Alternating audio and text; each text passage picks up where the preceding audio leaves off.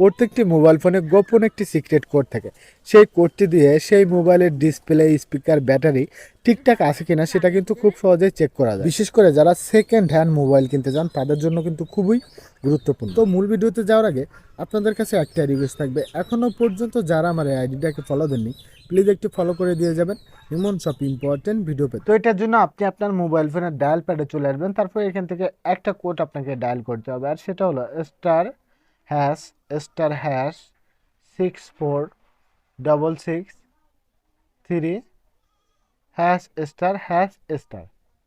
এইটা হলো রেডমি মোবাইলের কোড। অন্য সব মোবাইলের কোডগুলো আমি আমার ডিসপ্লেতে দিয়ে দিচ্ছি, সো আপনারা এখান থেকে আপনাদের মোবাইলের কোডগুলো নিয়ে নিতে পারবেন।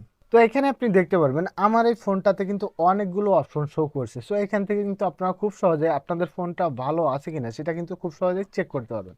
এখানে দেখেন স্পিকার টেস্ট, তারপর এখানে মাইক টেস্ট, তারপর নিচে গেলেই দেখতে পারবেন এখানে camera test, fingerprint sensor test, battery capacity.